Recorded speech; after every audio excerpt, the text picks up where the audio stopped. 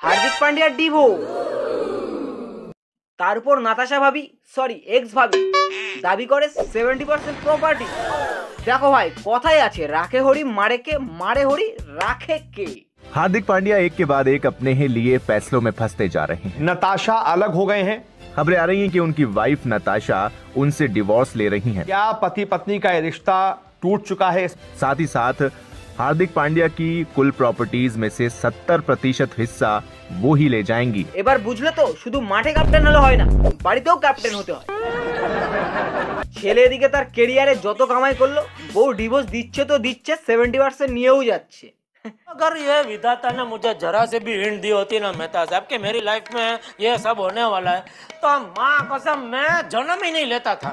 এখন তো মনে হচ্ছে মেয়ে হলেও ভালো হতো, 3-4টা রিলেশন সেখানেও লাভ। একজন ঘড়ি দিচ্ছে তো আর একজন গুচির ব্যাগ, তো আর একজন রেস্টুরেন্টের খরচা। মেয়েরা লাকি তো আছে ভাই। আমি আগে অ্যালার্ট দিয়ে রাখছি যে আজকের ভিডিওটা ফেমিনিস্টরা একটু এড়িয়েই চলো, তাতে তোমাদেরই মঙ্গল। भाई मुझे माफ कर दो भाई, मेरे मुंह से निकल गई गलती से।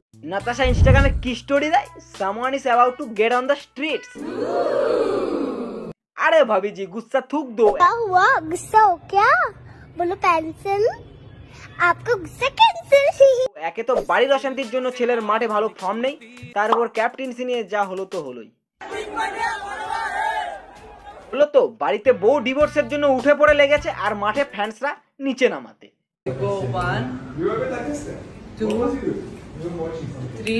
এতদিন সারা আমরা এমন করতাম যে ব্রেকআপ হয়েছে আনফলো করে দেবো, কোনো মেসেজ করবো না, ছবিতে লাইক দেবো না। এখন তো দেখছি এরাও সেম আমাদের মতো নর্মাল মানুষ। উদয় আমরা তাদের ভগবান ভাবি। আরে ওদের শুধু টাকাই আছে, বাদ বাকি পান্ডেয়া আর আমার মধ্যে সিমিলার আছে ভাই। হ্যাঁ, ওকে বিয়ের পরে ছেড়েছে, আমায় বিয়ের আগে।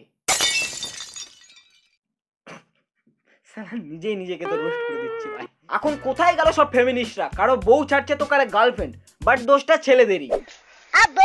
আরে ছাড়বি তো ছাড়, তো প্রপার্টির উপর লোভ কেন? साथ ही साथ हार्दिक पांड्या की कुल प्रॉपर्टीज में से 70% हिस्सा वो ही ले जाएंगी। काय का मेहनत, पैसे तो मैं यूं बनाऊंगा शॉर्टकट तरीके से। এইসব দেখে মাথায় একটাই জিনিসই ঘুরছে ভাই, যে এত টাকা থাকা সত্ত্বেও যদি বউ ছেড়ে চলে যায়, তো বিয়েটা করেছিল কিসের জন্য? এসব দেখে সাল্লু ভাই মনে মনে আলাদাই খুশি। না কাউকে প্রপার্টি দিতে হবে, না কাউকে ডিভোর্স। मुझे क्रेडिट नहीं चाहिए। একটা বিয়েতে যত ফ্যাসিলিটি সেসব যদি বিয়ে না করেই পাওয়া যায়, তো বিয়ে করে ফালতু এক্সট্রা হেডেক কেন নেবে? मैं आ जाऊं क्या? আরে ভাইজান মজা করছিলাম, তুমি তো বেস্ট হো। এতদিন ফিল্ম ইন্ডাস্ট্রিতে এমন বিয়ে নিয়ে ডিভোর্স খেলা হতো, লাইক পরমব্রত। অনুপম রায়ের প্রাক্তন স্ত্রী পিয়া চক্রবর্তীর সঙ্গে গাঁটছড়া বাঁধেন পরমব্রত চ্যাটার্জি। আর এখন তো দেখছি ক্রিকেটাররাও সেম, যেমন কিছুদিন আগে শেখর ধাওয়ান। 8 साल में शिखर धवन ने अपनी बीवी आयशा मुखर्जी को 13 करोड़ रुपए भेजे। इनका अभी अभी डाइवोर्स हुआ है। जहां पर शिखर धवन की जिंदगी इतनी तकलीफदेह चल रही है, लेकिन वो किसी को भी दिखाते नहीं हैं। वहां पर ये महिला किसी और आदमी के साथ खुशी खुशी रह रही है। आयशा मुखर्जी और शिखर धवन की शादी 2012 में हुई थी और ये शिखर धवन से करीब 10 साल बड़ी है और पिछली शादी से उनके 2 बच्चे हैं। कोर्ट ने कहा कि शिखर धवन को उनके वाइफ के द्वारा मेंटली टॉर्चर किया गया है। তারপরেও ফেমিনিস্টরা কি বলে, ছেলেরাই দোষী, মেয়েরা ধোয়া তুলসী পাতা। Women। আরে এসবই যদি হতো তো প্রেমে মগ্ন শেখর ধাওয়ান নিজের থেকেও 10 বছরের বড় মেয়েকে থরি বিয়ে করতো, আর তার উপর যে তার আগের পক্ষের যে 2টো বাচ্চা ছিল তাকে কিভাবে মেনে নিত?